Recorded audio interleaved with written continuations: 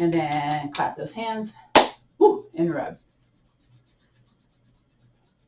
Very nice. From here, I'm going to come up a little bit more towards the camera. We're going to do some more things, but I want to make sure you can see this, okay?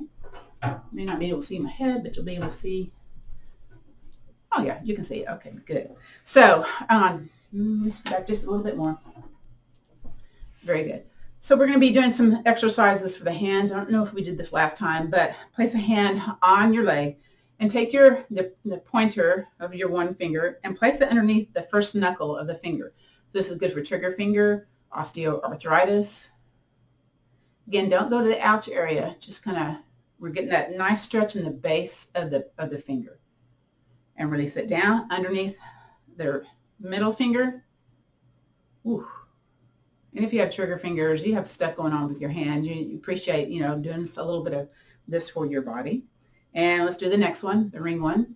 Notice the other fingers want to come up also. Try to have them, only the finger that you're working with, to be up and working, which is tough sometimes, yeah. And then do the pinky one. Remember, go underneath the knuckle, the first knuckle near the fingernail bed. And release. Let's do the thumb. Ooh, that feels tight. Maybe that's my space bar when I'm typing, right? Because I use both thumbs for the space bar. And release. Let's do the other one. So place the other hand on the leg, and again, go with the pad of your finger underneath that first knuckle joint that's, closest to the fingernail. And just kind of notice what you notice here. Does it feel different one side versus the other? And release that. Let's do the other one. Ooh, that one's tight. Oh my goodness. Or it feels stiff. I guess it's not tight. It feels stiff. Yeah? It doesn't go up as high as the other one did. This is my right hand. Let's do the next one. Here we go. Then notice if you feel something in one particular finger or maybe more than one finger. And let's do the pinky one. Here we go. Again, on that first knuckle nearest the fingernail bed. Excellent. And release. Let's do the knuckle there on the thumb. This one has more range of motion than in my other hand, so that's what I'm noticing on my body. Yeah? And release. Very good. So next, let's find the top of that collarbone there, and then we're going to go down, I don't know, about 4 fingers, 2 inches down or so, and we're going to thump our thymus. So it's to increase our T cell production. When we become vintage, and I'm going to say that's anything over 30, we tend to have less T cell production, which helps us have better immunity. So we're actually stimulating that gland that's kind of underneath this area right here. So tap, tap, tap. An option, which is kind of fun, I think, if you want to add a little voice to it, you would just, do a monotone, kind of like Tarzan, okay? So let's do a Tarzan thing. Let's just speak it out. That's about how, vigorous that you tap to where you can kind of hear that vibration, yeah? Very good. You know what? Clap the hands. That was kind of vigorous on those fingers. Just get a little warmth, a little circulation into that. We're doing the big 6, the lymphatic drainage. So we're going to find our collarbone and then take fingers above and below the collarbone and stroke in that area. Again, when you go to the doctor, if you're sick, they check your neck, your lymph glands to see if you're swollen. So we're trying to drain the toxins out of the lymphs by, going into those areas where we have a lot of those lymphs. All right, very good. Let's do the other side. Move my hair out of the way. And if you don't like to stroke, you can also tap in that area. I kind of do both. Sometimes I'll do a stroke and then I'll go, okay, I'm going to tap now. Yeah.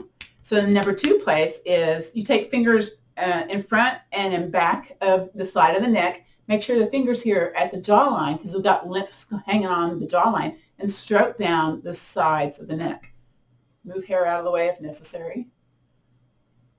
Oof. Now we're not digging, okay? We're just softly using the palms, the press points of the tops of the fingers. The pads of the fingers, sorry. I don't know what I'm talking about today. Very good. Now let's, of course, for women, we get breast cancer, all sorts of things. What do? They check the lymph nodes in the armpits. So we're going to squeeze where the arm inserts into the armpit. So that's an area for lots of lymphs. And then you can either take a fist or a hand and slap or fist or dig into the armpit. Now with that thumb that's in front, that also gives a nice stimulation of the lymph nodes that hang out in the pectoral muscle. So do which feels best, okay? Make a little noise if you want to. Very good. Other side. Again, we're going to squeeze the upper arm that inserts into the armpit. Okay, and then maybe you use that fist, maybe you do the open hand, maybe you kind of stroke in the armpit and make sure you get some kind of stimulation going on in that pectoral muscle. Very good. Nice. Next is the waistline. So at that navel center, navel slapping. So you can do open hands or fists. I like to do a combination of both. Lots of toxins, lots of lymphs in this area also. Dr. Perry Nicholson came up with this big six. And minimally do big six every day. I'm going to do pounding also. It's not as noisy. And then sumo stomp out, and where the leg inserts into the torso, that's that inguinal crease. It's called slapping the quad. Use the size of your hands and slap into that area. So for men with prostate cancer, this is the area they check to see is the cancer gone into these lymph nodes. Again, let's not allow those to get stagnant. Let's get the waste out, okay? And we already did my favorite one, which is the back of the knees, but let's do it again. So again, you can stroke the back of the knees, or at this point in time, I like to kind of, like we did the inguinal crease, I like to chop the back of the knees. But I also like to kind of go there at the back of where the hamstring inserts into the back of the knee, and then I like to do the top of the calf also. Okay, very good. Excellent. Come on back a little bit. Sit back in your chair. Let's continue with the hand tapping sequence. So the first one is the pinky sides. So this is for lessening headaches and vertigo. So you're not whapping, okay? You're gently tapping. Makes a nice little sound. Again, this is for lessening headaches, lessening vertigo. And let's do the interwebs of the thumb. So this is for digestion disorders, for nausea. I know my mom would come in here and like pinch in that area whenever I had a stomach ache. And I was like, Mom, stop that. Well, now I know why. Okay. These are acupressure places in our bodies that have been known to help out with stuff. Now notice which thumb is on top. Switch it. Ooh, it always feels weird when you switch it because it's like, oh, that didn't feel right in my brain. Because, you know, you do have a dominant side, most likely. Makes a nice little sound. Next is the interweb of the fingers. So that's for pain or numbness in the limbs. So you go into those little valleys with the fingers. Be mindful if you have rings, they're going to make noise. If you have bracelets on, they're going to make noise too. Now this is where I get weirded out, is on this next part. Then you stop and you notice which finger's on top, and then you switch it. Again, I'm just like, that feels strange to me.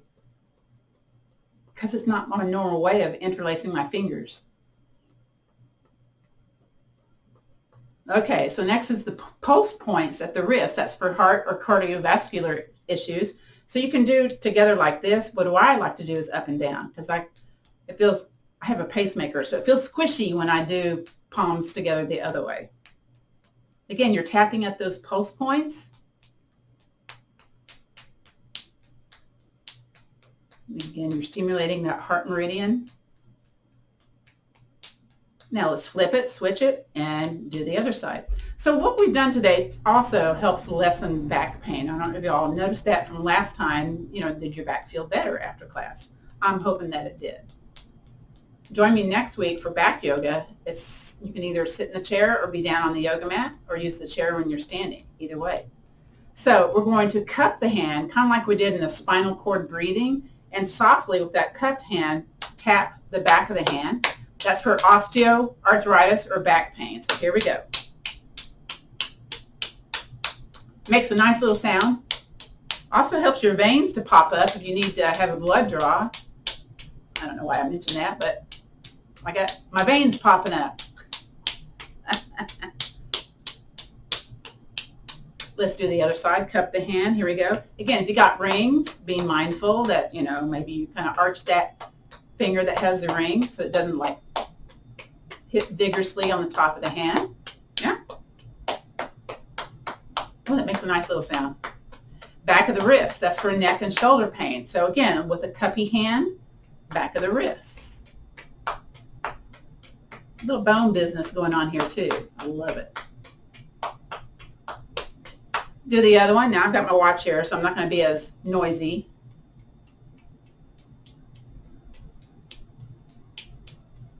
Again, that's for neck and shoulder pain. This next one is for lessening stress, anxiety, improves clarity and consciousness. So we're going to make a fist. And here we go. That's that little stress reliever right there. This one's noisy. Let's do the other side. Again, if you got rings, it's going to feel kind of, you know, be cautious, okay? This one is not as strong as my other one. That's okay. It is what it is. Woo. All right. Woo. Now clap those hands. Again, kind of grind into the hands, into the fingers. Let's do one more. Top of the head for increasing blood flow to the brain, memory boost. Tap, tap, tap. Some people do knuckles. Just depends how much you want to do, how strong you want to tap. This also helps with headaches and back pain when you go down the part. Very good. Sit back into your chair. Again, once again, feel your feet into the floor. Gently press them into the floor. Place your hands low on the belly, on the dantian. Relax those shoulders down. If you want to, you can gaze down at the floor or gaze forward. But let's breathe in, belly big. And exhale. Again, breathing in. And exhale. Let's think about one thing that we're grateful for, or at least an idea of gratitude. We're going to shift the hands to our heart center. You can stack the hands or hands together. I like hands stacked. That way I can really kind of feel my heart beat, you know. And if you would, just drop your chin towards your hands. That's in gratitude of you just showing up today, taking care of yourself, doing some self-care. Breathing in, breathing out. And then whatever you were grateful for or that idea of gratitude, bring whatever that is into your heart space. Good. And then you can gaze your eyes forward, maybe shift a little bit more forward on your chair. And we'll end our class as we began it. So we're going to take that right fist, that's the sun. Again, figure out which one's your right hand, yeah? And then left palm on top, that's the moon. And then we bow down to one another in respect. Thank you so much for coming to Chair Tai Chi, for exploring this new option here on Veterans Yoga Project. Please, write a review, how you like it, how you don't like it. Let us know. Give us some feedback. And now I'm going to stop the recording